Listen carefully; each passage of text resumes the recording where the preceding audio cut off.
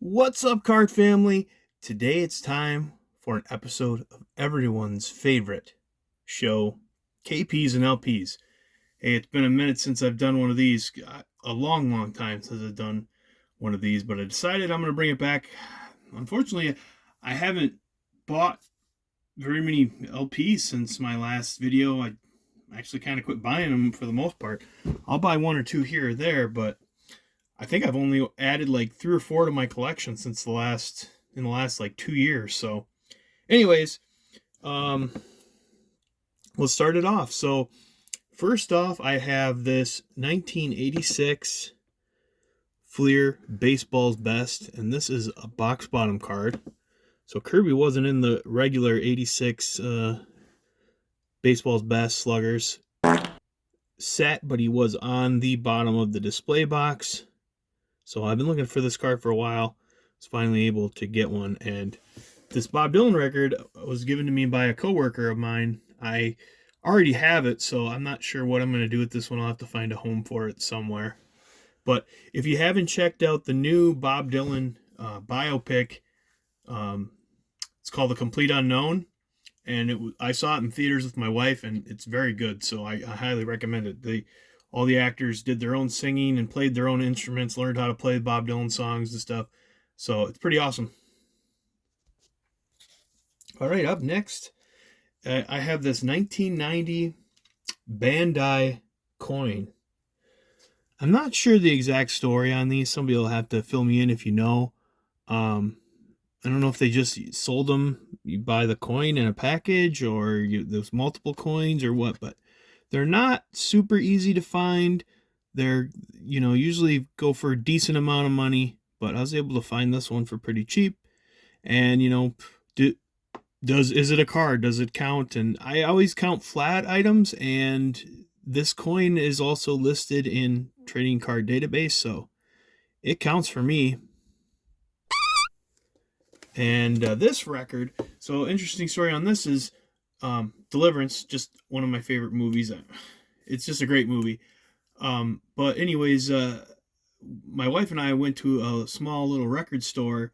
There was a young lady there, probably in her mid to late 20s, and her younger brother, and they were just sitting on a couch in there with a dog and everything.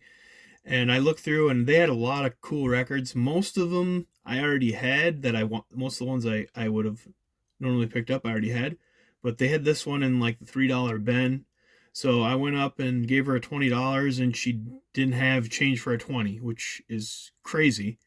So all I had in cash was $21. So I'm like, at least let me, she said I could take it. She's like, go ahead and take it. I'm like, at least let me give you $1. So I gave her $1, and she gave me her business card, and I ended up mailing her $2, and a thank you note. So that's that.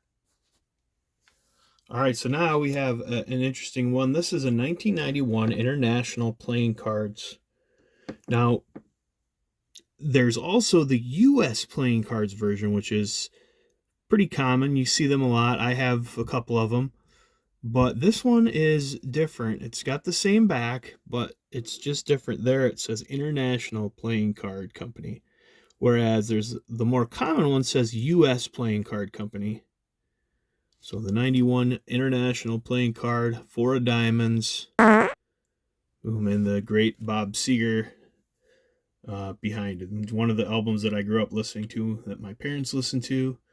Just it's a great album. So now for my 1500th Kirby, unique Kirby. Maybe it would have been cooler to get a more special card, but this one's still a pretty good one. This is the 1994 SP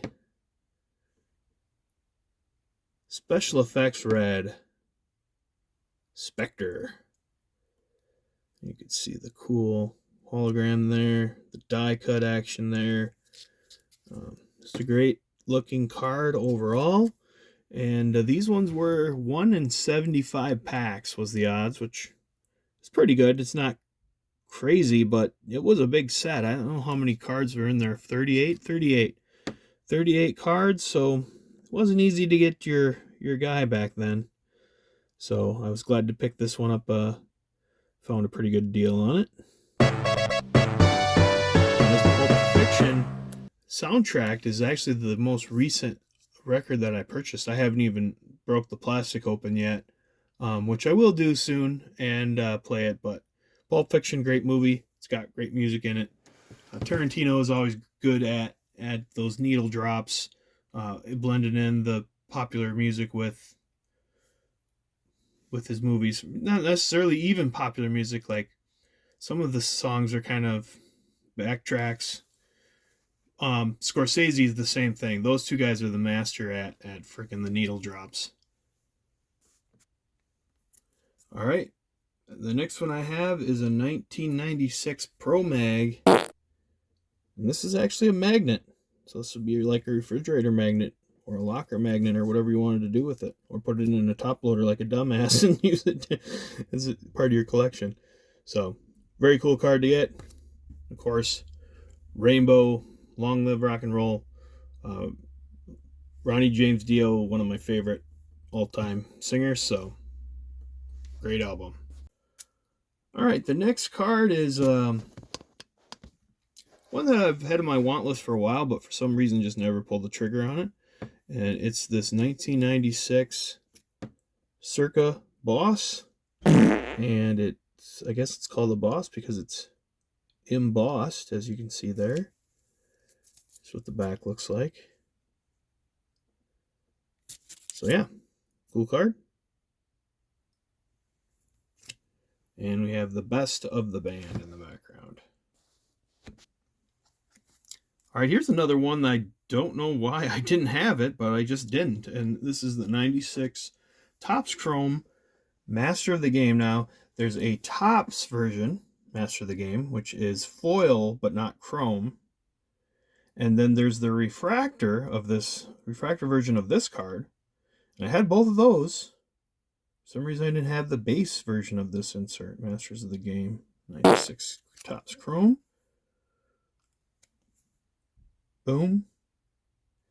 And we have the Doors' Greatest Hits in the background there.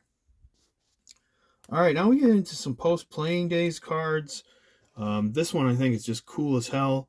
2024 Stadium Club, they're doing a great job on the parallels of that set, much better than in previous years. So you got Kirby there throwing the bat, and it's the pink version, which is super cool. I love pink cards. Shout out to Yankees cards. Jerome, he really loves pink cards too. So yeah. And then speaking of post-playing days, I believe this was the first posthumous release of Johnny Cash. American, what number is this? American 5. So it's got God's Gonna Cut You Down and some other great songs on it. Johnny Cash, of course, one of the greatest of all time, any genre. He's just amazing, amazing artist. All right, up next is a 2022 Topps Chrome Platinum Anniversary. I love these sets, and I don't know if they're gonna come out with a 24. I think the 23 set came out like May of 24, so maybe we will be getting a 24 Topps Chrome Platinum Anniversary. And I love these blue prisms. I think they're just gorgeous. They're not one of the numbered parallels. They're not one of the most sought after or rarest, but I think they're one of the best looking ones. Very cool. And AC/DC, one of my all-time favorite bands. Top 3 for sure. Highway to Hell. Amazing album. All right, the next one is a Donruss, 2024 Donruss Liberty Diabetes parallel. So it's got like Statue of Liberties on there. I don't think it'll show up. Little Statue of Liberties around it. But I just like the shiny foiliness of it. Very cool card. Of course, we have the great and amazing Patsy Cline there.